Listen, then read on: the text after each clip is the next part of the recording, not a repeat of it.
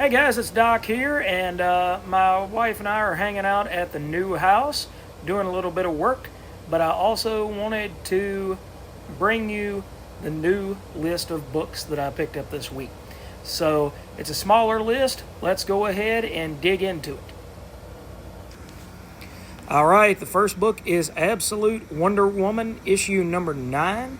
This is written by Kelly Thompson with art by Hayden Sherman and colors by Jordi Belair. This book was really great. It sends Diana into a maze, and you see this Minotaur-like character behind her, but he ends up being a friendly, and his name is Ferdinand. And she goes into this maze after being told about it by Dr. Poison, who at the last issue, she was threatening to drop out of the sky as she was holding him over a balcony. So, in this issue, she goes into this maze, and she's warned that the maze is not really a maze, it's more of a prison. So, it'll have to be a situation where she breaks herself out. She's not going to find her way out, if it makes any sense.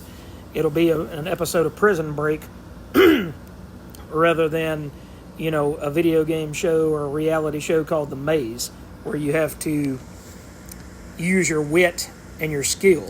Instead, she's going to have to use her brains and her brawn to get out. And it goes back into this early memory where she is shown this woman in her dreams that she's been told to look out for. A woman with antlers and a bloody face. And she said that I had her favorite name in all of the world. So she comes to find out that was Artemis. And she goes deeper into this place of darkness and understanding that looks like a medieval castle. And she finds Ferdinand. And then they run across somebody who appears to be the mystery villain of this book. So, this is still my favorite Absolute title out of them all. I like Absolute Flash. That's the only other Absolute book I'm continuing to read. But Kelly Thompson is firing on all cylinders on this particular book. And Hayden Sherman with the artwork, it's not the same as Matea de Lewis that did issue 7, I believe it was issue 6 and 7. It doesn't have that same punch. But Hayden Sherman's artwork really delves into layers with Diana. You get to see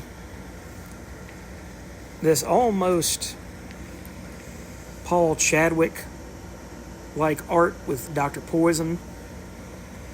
Now, let me see if you can see it any better here. No, because of the light, of course. There you go. Like I said, it's almost like a Paul Chadwick. This guy reminds me of Concrete very much. But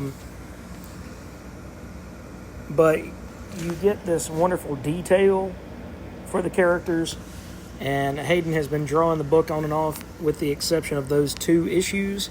So they have a better understanding of what this Wonder Woman is supposed to look like than anyone else who's drawn the title because, seniority. This book is amazing, and if you haven't been reading it, I think there's a trade for the first 6 issues out. I would definitely pick that up and see if this is something to your liking, but I think Kelly Thompson and Hayden Sherman, personally, are putting out the very best Absolute book that there is. All right. Next up, we have The Department of Truth with the Hat Man. And this is by James Tynion with art by Caden Nisi. So it's Letitia Caden Nisi. So it's a different art style than what you're accustomed to. It actually reminds me very much of Werther Dell'Edera's stuff on Something is Killing the Children. It's not quite as scratchy and the backgrounds are more detailed. Not everything's dark. but it's got that same feel to it. So here we learn more about the Hat Man. And apparently, according to this urban legend, if you drink enough Robitussin, then you see this Hat Man, and he's kind of like Slender Man, but you're really just doped up on Robitussin and cough syrup. But the Hat Man tells you to do things, and it's just a really dark, scary scenario. And here you get the lady that we were just introduced to with the red hair, and her online identity was Frank. Then she's got a friend named Billy, and then they're looking for Bobby. So those are your three main characters besides this creepy looking Hat Man guy. You know, I've been reading this book since the very first issue, and it's amazing how convoluted and confusing some of these issues can be. But this is the first issue that I've read in quite a long time that I really thoroughly enjoyed, because you get your characters, you get your villain, and then you get to see the motivations of that villain and where they came from. It's not all political shadow games. And that's really what the Department of Truth is about, is shadow games. So I get that. But it's not built up like that, like all the other issues of the title. It's hard to explain about the Department of Truth. It really is. That's why I don't go too deep when I talk about it. And kind of like Rockin' Robbie on Pop Culture Philosophers always says, Department of Truth do what it do. After you've read the title for a while, you get an idea of what to expect with the title, but it's not easy to put into words. It's kind of like never having eaten Ethiopian food and then going and trying to give a broadsheet, rundown in a newspaper in detail of a style of food that you've never eaten before. You can say it's good, but you can only say it's good so many ways until people are like, okay, I get the idea. You liked it. You didn't throw it up and go into the bathroom and throw up and flush it down the toilet afterwards. You enjoyed it. So I guess that's what I'm trying to say about the Department of Truth. I do like it. It's a lot of fun. But this issue actually made sense instead of the shadow games that you usually get. All right. Next up is Green Lantern issue number 24. Kyle Rayner is the star of this show. No, I'm kidding. But and he doesn't die at the end either. Spoiler, he doesn't die. But you get Hal and Star Sapphire together, and they're talking about constructs and how she's learning to build different vehicles and things with her mind, because the Star Sapphire powers are really not that much different than Green Lantern. Then you go into this giant space station, which kind of reminds me of something out of Star Wars, and you get Kyle, and you get Superboy Connor, and you get this hacker lady along with the Silver Beetle. So this is your big spacefaring operatic thing that Jeremy Adams is building. And then you go back over here and everybody's happy. So it's a weird issue, and you're trying to figure out, along with the Lantern and the Star Sapphire, what is going on here, because everybody's just happy to see you. They're waving. This is supposed to be a prison. But instead, let's just say you get a pretty juiced up axolotl.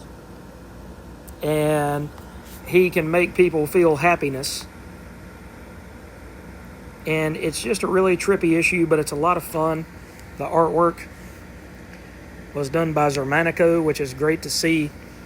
DC still has the artist who was on the title at the beginning still on the title. I'm going to go on a rant for just a minute. I was watching a video with Perch earlier today, and he talked about, or no, actually it was Thinking Critical, my bad. and Wes was talking about how Marvel can't seem to get through 10 issues of a title, while DC has got this brand new Green Lantern title that's been going strong for 2 years now. So what is the deal with Marvel that they can't get Captain America longer than 16 issues? Daredevil just got canceled at issue 25. We just got a new volume of Amazing Spider-Man that popped off 6 issues ago. Why is it that DC still understands to tell long-form stories, and for Marvel, they're chasing that issue number one pop? I don't know. It's just, I've always thought of Marvel as long-form storytelling, where you get a Thor title that is the first Marvel title to make it to issue 500, and now Thor can't even make it to issue 50. What do you guys think? I think it's ridiculous that Marvel, who says they're the house of ideas, can't even get a title through 10 or 12 issues, a whole year, before they have to reboot it or cancel it or whatever. It's just, that's I was up on my soapbox for a minute, guys, but Green Lantern is still one of the best DC titles, if not the best DC title that's out there. Jeremy Adams is building to a massive crossover between Green Lantern Corps and GL25 that comes out next month. So it's exciting to see Hal and Kyle, Carol Ferris and Star Sapphire, all of these characters just on top of their world, on top of their game, written by a writer who cares about these characters and is given enough leeway to build this world up and make it something more than, oh, well, I'm just going to do a 12-issue run on Green Lantern, and whoops, it's going to get cut at 8 because it sucks. This is not that. This is one of the best Green Lantern runs. I think I said it last issue. It's up there with Jeff Johns' stuff. And I hold Jeff Johns' Green Lantern run in high reverence. So definitely check GL out, guys. All right, and 3 more to go. Feral, issue 14, by Tony Fleeks, Trish Forstner, and Tone Rodriguez. We've got the cats are all inside this, we're just going to call it a PetSmart or a Petco. And they come to find these other cats that have been living in there ever since they were kittens. Meanwhile, the zombies are outside. But you get to see that there's a hierarchy. And if you don't do what you're supposed to, you don't get to eat. You get punished. And there's either final judgment, which, I think we all know what that is. Or if another cat stands with that cat that messed up, they don't get final judgment, but they might have to skip a few meals or something along those lines. So Feral continues to be one of the best books on the shelf. You get to fall in love with these cats. They look like Don Bluth animals out of a Don Bluth movie. So it's just absolute pure fun. That's all I can really say about Feral. If you love animals and you love cats and you're not reading this, what are you doing? All right, and the last new book that I picked up was Ultimate Spider-Man issue 18 by Jonathan Hickman with Marco Cicchetto on artwork. And you get to see Peter and Richard there on the cover. And Peter and Harry are back together now that he knows that Harry's still alive. They have a really dark plan to go after this Sinister Six group that tried to kill them a few issues before.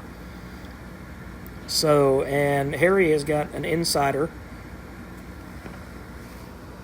in this group of Mysterios, which is 6 that make up 1, which I thought that was a really neat concept, where you can't operate singularly. You can, but that's not the way that Mysterio is supposed to work. It's supposed to be a hive mind type of thing. But the main thing I'm excited about is you get to see this awesome action poses from Checchetto. That's one thing that's been sorely lacking in this title, is a lot of action. But here you get to see him tackle the Shocker, Vermin, who I didn't know Vermin was even in this universe, but I suppose he is. Looks like Hammerhead there. So 18 issues in, you're finally getting the action sequences that you want, but it's still a slow, methodical pace. Now, I've heard that the Ultimate Universe is going to end after issue 24 of this title, that Reed Richards is going to come back and pretty much destroy the world, and it's either going to start over again with a new number 1, or that's going to be the end of it. So, I hate to see it go if that's really the case, and I don't really know why Marvel would kill the fatted cow, but, we'll see what happens. But this issue was really, really great, and even though it was slow, I would say, as far as fun-wise, this is my greatest hit, my pick of the week. So, definitely enjoyed Ultimate Spider-Man number 18. And the last book that I'll talk about in more detail in another video, a greatest hits video, is this facsimile edition of Uncanny X-Men issue 136, where you get the penultimate story of the Dark Phoenix saga. You get to see Jean Grey struggling with the Dark Phoenix within her. And you get to see Scott struggling with, am I going to have to kill the woman that I love more than anybody at all? And I'll talk about it more, but I do want to say really quickly, as far as that title goes, you can definitely tell the amount of story and the love that Chris Claremont had for these characters versus the amount of story and the depth that you get today. I'll elaborate on that more in that upcoming video, but you just get a world of story in this one issue, whereas sometimes you can read a new issue and be done with it in 2 minutes. Here you have depth, you have characterization. Just a really, really, really great book. And that's by Chris Claremont with a co-plotter and artist of John Byrne. All right, guys. Thanks for joining me in today's video. I do appreciate it. And I will catch you guys next go-around. Let me know in the comments what you guys picked up. And we'll see you then.